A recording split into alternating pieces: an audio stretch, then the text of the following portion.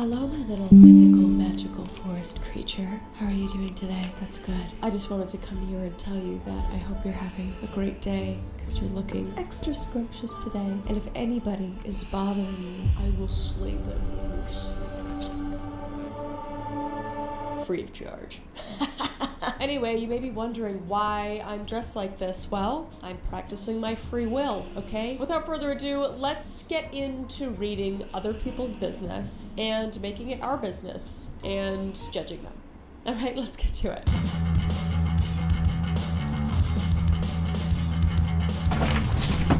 Am I the a-hole for wanting to check the neighbor's doorbell camera to see if my wife is telling the truth? This is like undercover type shit. This is something a woman would do usually, so I'm interested. So I, 36 male, have been married to my wife, 35 female, for 7 years now. We've lived in this quiet suburban neighborhood for the past 5 years. Yesterday, my neighbor lady mentioned about seeing a plumber van outside her house for a long time and asked if everything was okay. A plumber? And she couldn't pay for it? Just kidding. I thought she must have been mistaken because it was just a small pipe leak under the sink, but the lady said she saw the van outside for almost 5 to 6 hours. Okay, it could have been something bigger. You know, maybe, potentially. When I casually asked my wife last night about the issue, she said the fixing took almost 5 minutes and the dude was in and out of our house, which confused me even more. I didn't tell her what the lady had said. I feel like I would have just been like, oh, well, she said that he was out there for 5 or 6 hours, so I wonder why. You know, I wouldn't immediately assume something nefarious was going on, but I don't know what's going on in your relationship. The neighbor lady had no reason to lie. We've known her for a long time now since we moved in. I have good relations with her children who used to live nearby a few years ago. She's also very sharp and not forgetful. I feel like I should check her doorbell camera for confirmation which faces our house and street as well. Like, what are the other reasons why the plumber could be out there? I mean, he could have like a really bad day. He could be sobbing on the phone inside of his own vehicle, just like, you know, having a day. I don't know. I don't want to think what we're all thinking right now, but I don't know what else it could be. I personally would talk to the wife first to be like, hey, yeah, so the neighbor lady mentioned that that the plumber was there for like 5 hours. Like, do you know anything about that? Like, do you know why? And then you can gauge it off her response, what's going on, and then you could maybe go that far as to check the doorbell camera, I guess. But I wouldn't immediately just go to the neighbor to get footage and stuff. I feel like that could cause something bad when it doesn't necessarily have to be at this point, I feel like. Let's read the comments. My friend just got his door replaced in the house he rents. After finishing the job, he hired a technician, went back to his van that was parked in the driveway and sat and ate food and talked on the phone for close to 2 hours. Okay, see, this is what I'm thinking. He was just like chilling in his car. We've all been listening to an Enya album in our car, sobbing while eating Taco Bell for 3 to 5 hours. I support the theory that sometimes people just sit and fudge around after work. That's kind of what I'm thinking. All right. Another comment said, hey, also, it happens how's that your day plumbers going? and other repairmen take a break in their car before or after jobs, eat, make calls, do some documentation stuff. He might have been inside your house briefly and then spent more time in his car. This happened to me recently. 9 minutes of work and around 90 minutes sitting in his van. Maybe he's having marital troubles. Maybe he doesn't want to go home, you know? But man, I do we have an update or anything? It was posted 14 hours ago. I shouldn't have chose this. But anyway, let's move on. Not our problem. Girlfriend and I, 26 male and female, got into a huge fight over a keyboard, thinking about ending things based on her behavior. Oh, okay. So, my girlfriend and I, both 26, got into a fight about this 2 nights ago, and she's making it seem like I'm being an a-hole. We've been dating for 4.5 months. Okay, baby relationship. Alright. My girlfriend has a 2013 Lenovo laptop that has seen better days. As it stands right now, among some other issues, her keyboard totally doesn't work. Because of this, she always uses a small Bluetooth keyboard with her laptop. She had texted me the next morning saying that her wireless keyboard had stopped working as well. We had already planned for me to stay the night at her place after I got off work, so I offered to stop by my place on the way to grab her keyboard, as I have a few extras. When I got to her place, she was eagerly awaiting the keyboard, which makes sense, as she wasn't able to use her computer for most of the day. But when I handed her the keyboard, she started getting really quiet and pouty. A bit later, when I asked her what was wrong, she said she thought I'd be bringing her something nicer, like the keyboard I have at my desk. The thing is, I have a really nice keyboard on my desk. I'm a programmer. I love this keyboard so much that I also bring it to work with me. I even have specific macro profiles for it that definitely improve my workflow. I get it. I work at my computer most of the day. I have a pretty nice keyboard. I would bring it other places if I needed to as well. I understand. Okay. Okay. For context, I have an extra Amazon Basic keyboard, which is around $15 lying around, still brand new in the box. My personal keyboard, which I have had for years, is some variant of Razer Black Widow, which is about $120. That is a very nice keyboard, okay? Anyway, she was apparently expecting me to be selfless and let her use my nice keyboard while I use the Amazon keyboard. She was upset that I didn't value her enough to lend her my nice possessions and left her with the cheap $10 keyboard. Her words. She said if the situation was reversed, she'd lend me the nice keyboard. I explained to her that I have my keyboard specifically set up for work, and because I'm so used to it, it would hinder my ability to work if I didn't have it. There is something about keyboards, like typing on them and stuff, where I would be quite a bit slower if I worked on a different keyboard, because you kind of get used to one. I get why he's being like, what?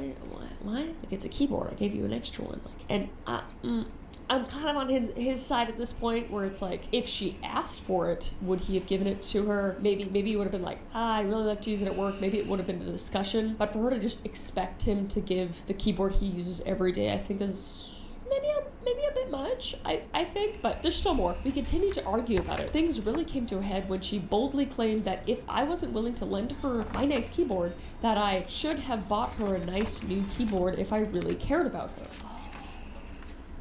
No, that's not how life works. Not everybody has the money to buy another $120 keyboard. That's very expensive. This is when I got really mad. I told her she was acting like an entitled, spoiled child, and that she should have been grateful that I went out of my way in the first place to grab her the Amazon keyboard. She started crying and asked me to go home. I left, but I still gave her the Amazon keyboard to use. I was far more upset at the principle of the situation than the keyboard itself. I wonder if she's an only child. It sounds like an only child thing. Not to diss on only children out there. I know there's some that are like really good about sharing and all that kind of stuff, but I don't know, something's giving like only child that got really spoiled, you know?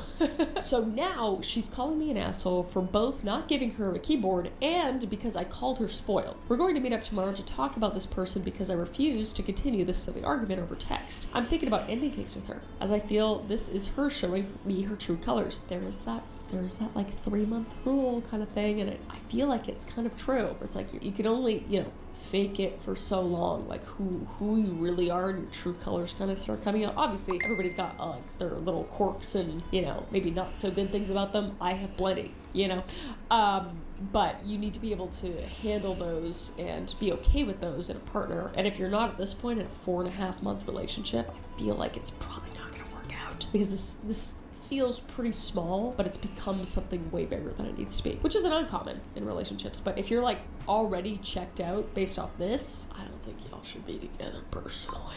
Anyway, I personally think that I think it's good that you're having a discussion in person. See what she says. Maybe there's a cool down period. I feel like y'all need 24 hours. That's kind of my thing. I'm like, if I get really hyped up and very emotional about something, I at least need to like have a sleep and then come back and reevaluate things, because things get heated in the moment. But if it still continues to be like this kind of entitled thing where she doesn't understand at all your point of view, because you can maybe try to understand both people's point of view, and you're not both saying sorry. I mean, I feel like it should just be kind of her saying sorry because you like provided her a keyboard. Yeah, talk to her and then evaluate. But it's a 4.5-month relationship. Y'all are young. You don't need to be together. I think this is probably who she is if she doesn't cool down after like the 24 hours or whatever, or 48 hours, however long you guys were apart. Top comments say, you are honestly 100% right. She's acting like a spoiled child. Beggars don't get to be choosers. She wants your nice keyboard. She can buy one for herself. Better yet, she can buck up and save for a new laptop. Yeah, that's an adult thing to do. I mean, y'all are, 26? What are we doing? I don't blame you at all for feeling angry. I think you should attempt to talk through it before you decide to break up with her. Me and Reddit always on the same page, but it is definitely a red flag that she's acting this way. Another comment says, I think you got it right when you said she was a spoiled brat. She should have been grateful that you came over with a keyboard, any kind of keyboard. Maybe she should take her own advice to be a little selfless. Agreed. I would pose a question to you. If you two are fighting over a keyboard, what will happen when an issue that is a bit more serious comes up? Yeah, that's what I'm saying. Good luck with your talk. I have a feeling you're going to need it. Yeah. Okay.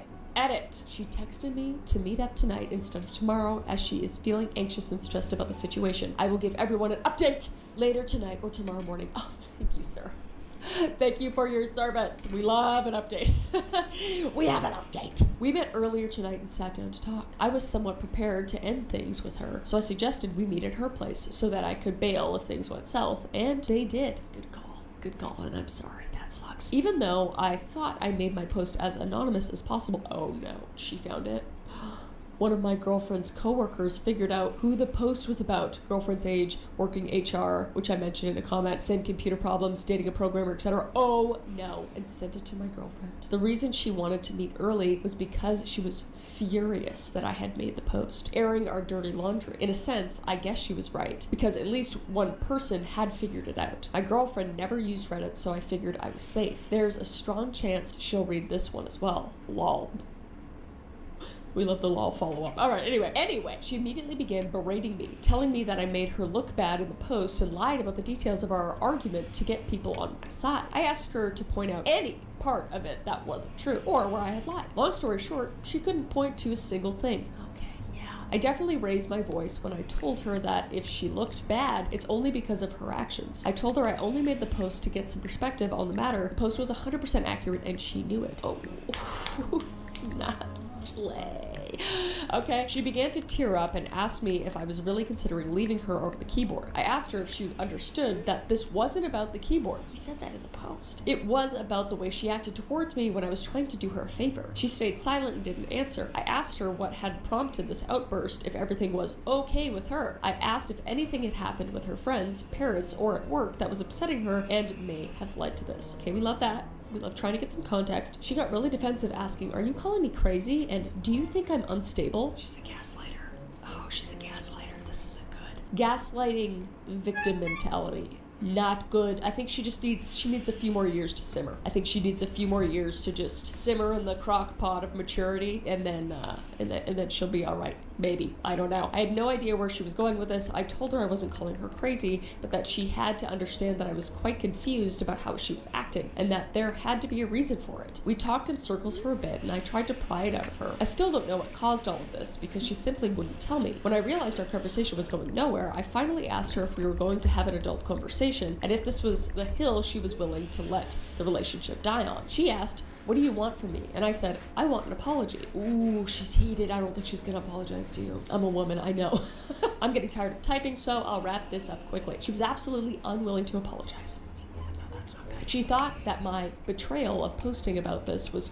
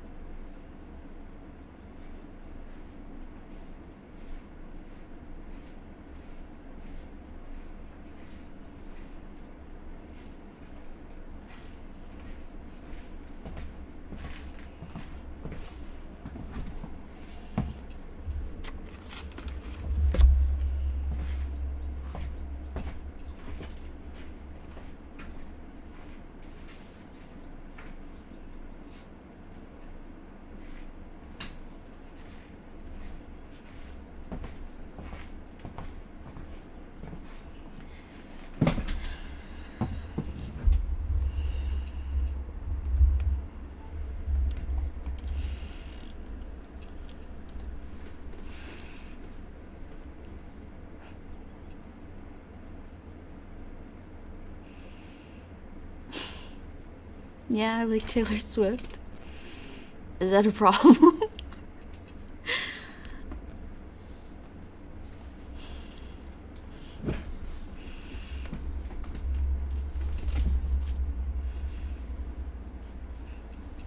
Got my Swifty gear right here.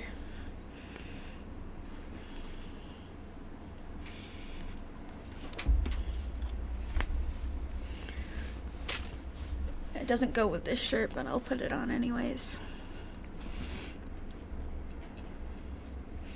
It is cold. Oh, that's what I was gonna do. Take my pills. Forgot. Take my fucking meds. My brain.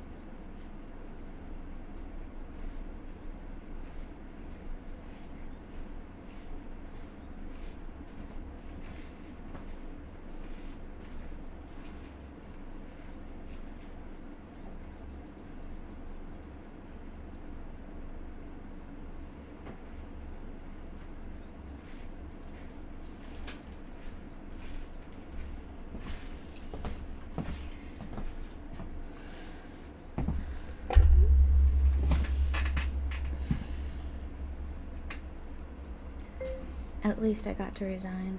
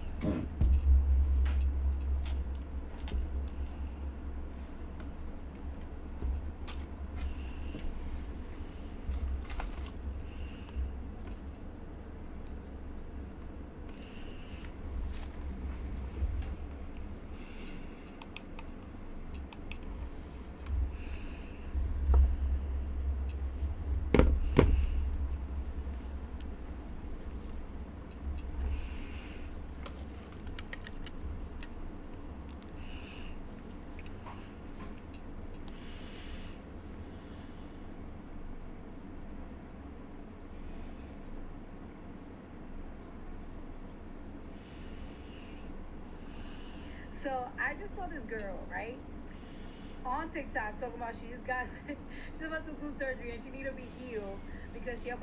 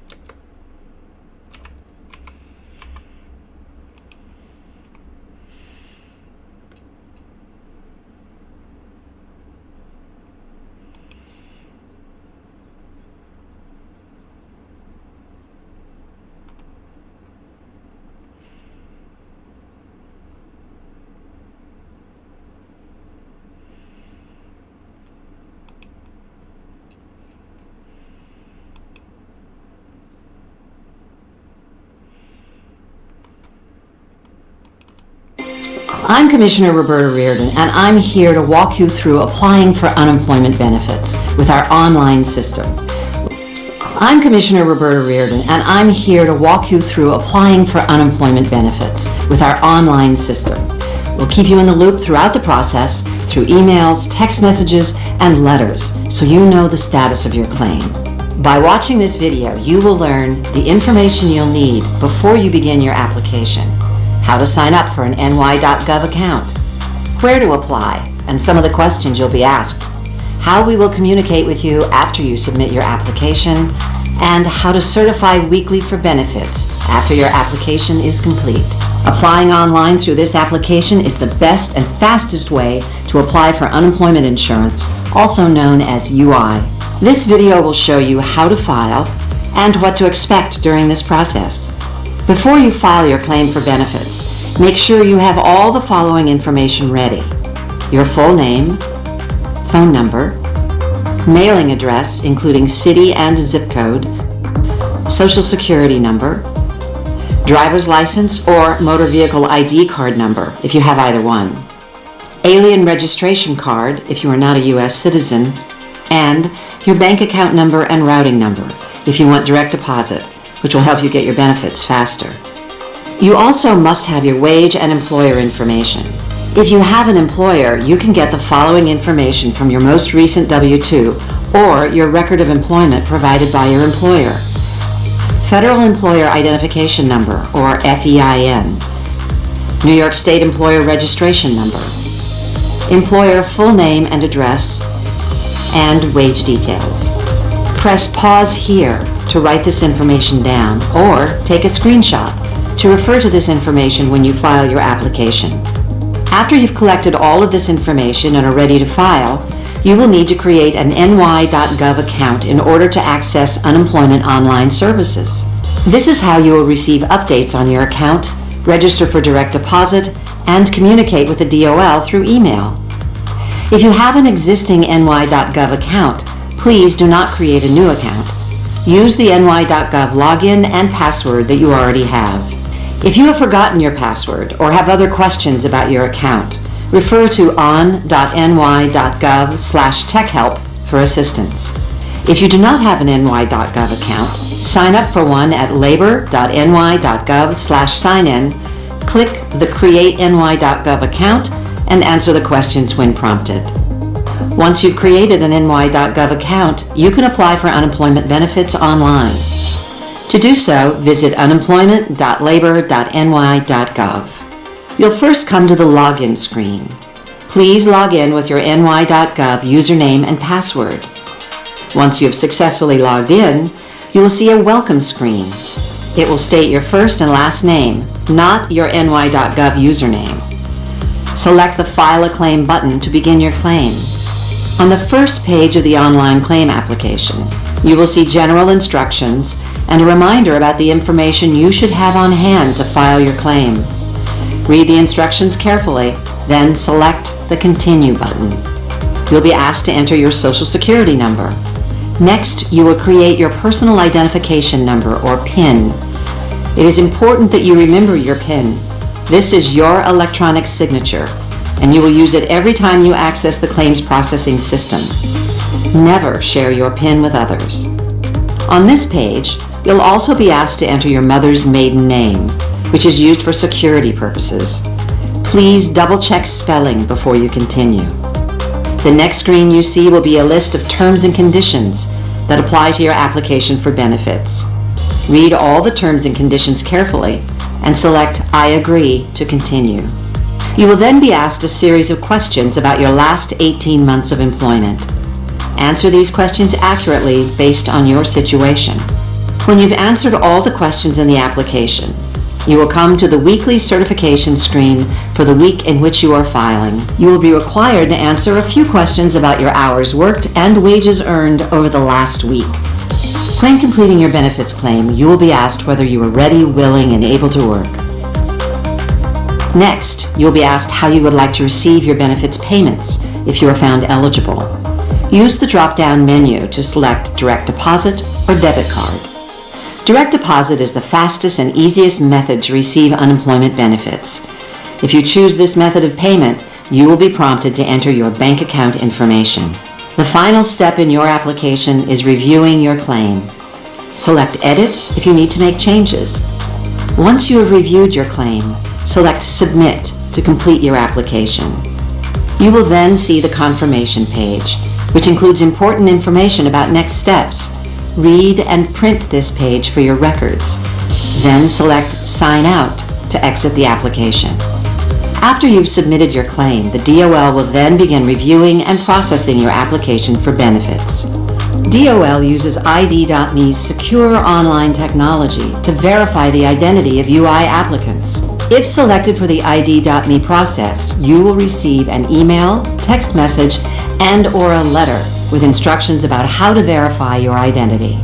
There is no need to call us. We will send you emails and text messages as your claim moves through the approval process. During this time, you will be required to certify for benefits for all weeks you are unemployed and eligible for benefits. You will receive an email, text, or letter from the DOL once you are able to certify for benefits. The fastest and easiest way to certify is online at labor.ny.gov/sign-in. Sign in with your ny.gov ID and password, and click the Unemployment Services button on the My Online Services page. Then click Certify to claim your weekly benefits here, and follow the instructions to certify. If you are unable to certify online, you can also call our automated phone system. Call 888-581-5812 to certify for UI benefits. Remember, certify every week once you have been notified that you are able to certify.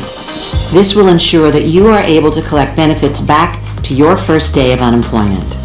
Once your claim is officially processed, you will receive a determination letter, which tells you if you are eligible for UI, and if you are, how much your weekly benefit payments will be. You will also get a message from the Department of Labor.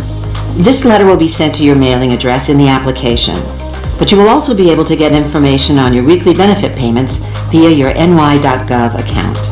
To see the status of your payments, log in with your ny.gov ID, click on Unemployment Services, and select View Payment History. You will be able to see if we have released your payment. Once a payment has been released by the DOL, it will typically appear in your bank account or debit card within 3 business days. For more information, visit our website at dol.ny.gov.